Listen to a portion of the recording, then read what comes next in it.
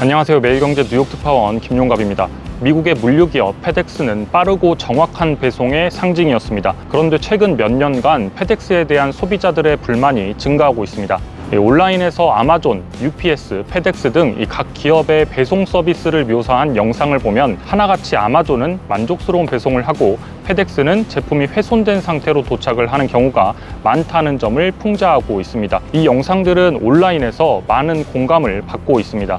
여기에 페덱스의 부진한 실적 전망까지 나오면서 페덱스의 위기가 시작되는 것 아니냐는 우려도 나옵니다. 페덱스는 도대체 어떤 기업일까요? 택배를 받을 때 배송 조회를 하다 보면 내 택배가 더 먼 곳에 있는 경험을 해본 적 혹시 있으신가요? 내 택배가 빙빙 돌아서 오는 이 시스템을 만든 곳이 바로 페덱스입니다. 페덱스는 1971년 프레드릭 스미스에 의해서 설립이 됐습니다. 프레드릭 스미스는 버락 오바마 전 미국 대통령이 존경하는 기업인으로 꼽은 인물이기도 합니다. 1944년생인 프레드릭 스미스는 미시시피주 마크스에서 태어났습니다. 페덱스의 창업 스토리는 프레드릭 스미스의 대학 시절부터 시작이 되는데요. 스미스는 예일대를 다니던 1960년대 중반 시절에 리포트를 하나 씁니다. 세계화로 전 세계가 연결되고 또 기술화되는 세상에서 당일 배송 서비스의 잠재력에 대한 논문이었습니다. 컴퓨터 회사들이 신뢰도를 더 높이기 위해서는 컴퓨터에 문제가 생겼을 때 신속한 수리가 필요하다는 점에 근거해서 빠른 물류와 배송 시스템의 필요성을 인지를 한 겁니다. 이 논문이 페덱스의 초기 청사진이 됐지만 당시 교수에게서는 C학점을 받았습니다. 항공과 지상 운송을 통한 이길 배송 서비스의 실현 가능성이 떨어진다는 이유였습니다.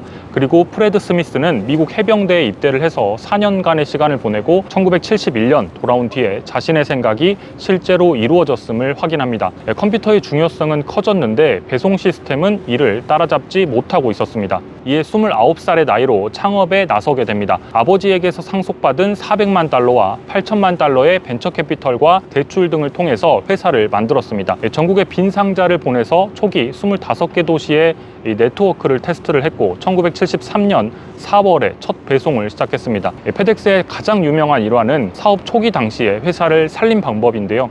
자금 부족에 시달릴 때 프레드 스미스는 회사의 마지막 5,000달러를 들고 라스베가스로 가서 블랙잭 테이블에 앉습니다. 그 자리에서 27,000달러를 따내면서 페덱스에 며칠 더 운영을 할 수 있는 이 비용을 충당하면서 페덱스가 살아나게 됩니다. 실제 도박으로 이렇게 회사를 살려냈습니다. 페덱스의 차별화된 서비스는 단연 허브 앤 스포크 시스템의 도입입니다. 당시 배송 시스템은 화물의 출발지와 목적지를 직접 바로 연결하는 형태가 일반적이었습니다. 그런데 이 페덱스는 화물을 중앙으로 먼저 모아서 분류한 뒤에 최종 목적지로 내보내는 아이디어를 도입을 했습니다. 미국 내 모든 도시끼리 각 비행기를 띄우는 대신 중앙에서 비행기를 띄워 비행 횟수와 연료량을 크게 줄였습니다. 이러한 곳을 허브라고 하는데요. 미국에도 몇 곳의 허브가 있지만 가장 큰 곳은 이 페덱스의 본사가 위치한 곳이자 이 슈퍼 허브가 자리 잡고 있는 테네시주 멤피스입니다. 이 슈퍼 허브 같은 곳에서는 빠른 속도의 분류가 필수적인데요. 이에 페덱스는 이 배송에 대한 바코드 스캐닝과 컴퓨터화된 추적을 도입했습니다. 이 슈퍼허브에는 시간당 약 50만 개의 엄청난 속도로 이 패키지를 추적하고 분류할 수 있는 기술이 들어가 있습니다. 이 같은 페덱스의 배송 시스템은 중앙 허브로 운송된 이후 최종 목적지로 이동하는 오늘날의 배송 시스템의 시초라고 할 수 있습니다. 내 택배가 이상하게 목적지가 아니라 테네시 멤피스에 있다면 이런 이유가 있는 겁니다. 페덱스는 차별화된 배송 시스템과 패키지 추적, 여기에 세계 최초의 오버나이트 배송 서비스를 시작한 곳이기도 합니다. 이에 미국 전역에 빠른 항공 화물 시스템을 구축을 했고 고객들은 하루 만에 물품을 받아볼 수 있게 됐습니다. 이 페덱스의 경쟁력은 이처럼 빠르고 정확한 배송이었는데요. 소비자들 사이에서 빠르고 정확한 특송은 페덱스라고 하는 이 공식이 자리 잡았습니다. 페덱스에 대한 이미지를 더 부각시켰던 영화가 있습니다. 오래된 영화이긴 하지만 톰 행크스 주연의 영화 캐스트 어웨이를 보신 분이라면 이 페덱스가 떠오르실 겁니다. 이 캐스트 어웨이는 페덱스 직원인 톰 행크스가 비행기로 배송을 가다가 이 무인도에 추락을 하게 되고 이 무인도에서 4년간의 생존을 다룬 영화인데요. 탈출에 성공한 톰 행크스가 고객에게 소포 배달을 완료하면서 영화가 마무리됩니다. 페덱스는 무슨 일이 있어도 배송을 한다는 이 신뢰의 이미지가 담긴 영화이기도 합니다. 페덱스는 신뢰를 바탕으로 빠르게 성장했고 1978년에는 상장에 성공하고 1983년에는 매출이 10억 달러에 달했습니다. 미국 기업으로는 최초로 인수합병 없이 10년 만에 매출 10억 달러를 달성한 기업이라는 기록을 세웠습니다. 이 페덱스의 성공 요인으로는 이외에도 직원들을 존중하는 문화들도 있었습니다. 직원을 잘 대접하면 고객들에게도 최상의 서비스를 제공할 것이라는 믿음에서 기인한 문화입니다. 이 세계화와 맞물려서 1984년에는 페덱스 인터내셔널을 출범시키면서 글로벌 입지를 넓혔습니다. 페덱스는 오늘날 전 세계 220개국 이상에서 서비스를 제공하고 있고 보유 항공기만 700대가 넘습니다. 그리고 직원도 50만 명이 넘습니다. 페덱스의 물류 규모와 분야가 워낙 다양하다 보니까 이 페덱스의 실적은 세계 경기의 가늠자 역할을 한다는 평가를 받기도 합니다. 페덱스의 실적이 안 좋아지면 세계 경제에 먹구름이 끼기 시작한다는 겁니다. 그런데 최근에 이 페덱스의 실적이 안 좋습니다. 최근 9월 19일에 올해 6월부터 8월까지인 회계연도 2025 1분기 실적을 발표를 했는데요. 매출은 216억 달러로 전년 대비해서 0.5% 감소했고 조정 주당 순이익도 3.6달러로 전망치였던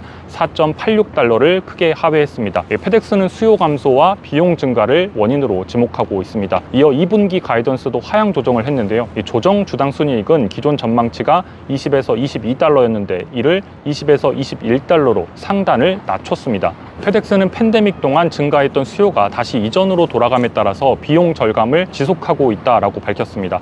하지만 단순히 팬데믹 이후 수요 감소에 따른 이 페덱스의 실적 약화 혹은 세계 경제의 약화로 해석하기에는 부족한 부분이 있습니다. 바로 아마존 때문입니다. 일단 페덱스의 매출을 보면 전체의 약 85%가 국제 특송인 익스프레스 서비스와 이 북미 소형 화물 지상 배송 서비스인 그라운드 서비스에서 발생을 합니다.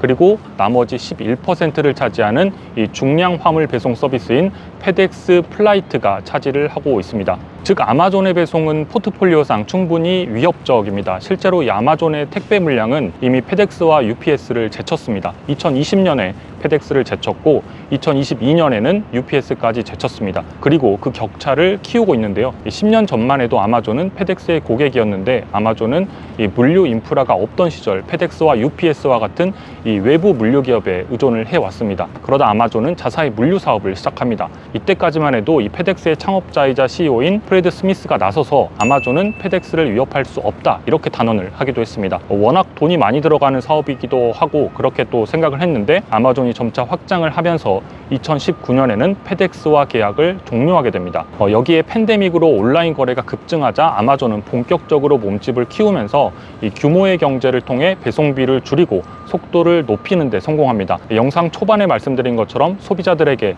배송 서비스의 품질까지 좋은 평가를 받으며 확대를 하게 됩니다. 결국 2020년에 택배 물량으로는 페덱스를 제쳐버립니다. 여기에 아마존은 드론과 로봇 그리고 자율주행차 등 이 기술을 개발해서 배송의 효율성을 높이는 데 집중을 하고 있습니다. 이제 페덱스의 실적을 이 세계 경제의 가늠자라고 말하는 것은 아마존의 영향력을 간과한 표현일 수도 있습니다. 하지만 현재 페덱스가 아마존에 밀려서 위기를 겪고 있다는 말씀을 드리려고 하는 것은 아닙니다. 다만 이 이커머스 시장에서 아마존의 위협에 대응할 방향을 잡아야 할 시기인 것은 틀림없습니다. 페덱스 역시 미국의 전자상거래 규모가 5년간 3에서 4%씩 성장할 것으로 예상을 하고 있습니다. 여기에서 페덱스의 배송의 강점을 발휘할 필요가 있는데요. 아마존과 비교한 페덱스의 강점은 미국인 94%가 페덱스 보관소에 5마일 이내에 살고 있다는 점입니다. 이 페덱스는 사람들 가까이에 있습니다. 물품을 받을 때는 어차피 집으로 배송하지만 물건을 보내거나 반품할 때는 지점에 가게 됩니다. 이 장점을 활용해서 반품 서비스를 활용할 필요도 있습니다. 또 최근에 한 협업은 꽤 흥미로운데요. 케이터링 회사가 온라인을 통해 치즈를 배송하는 데 있어서 부패하기 쉬운 제품을 배송하는 과정에서 페덱스와 함께 했습니다. 이길 배송에 최적화된 페덱스가 음식을 배송한다면 이는 아마존과 겹치지 않는 영역일 수도 있습니다. 오늘은 오늘날의 물류 시스템을 만든 기업 페덱스에 대한 이야기를 전해드렸습니다. 페덱스는 아마존과 경쟁해서 어떻게 될까요? 오늘 영상 재밌게 보셨다면 매경 올가을부 구독과 좋아요, 댓글까지 부탁드리겠습니다. 감사합니다.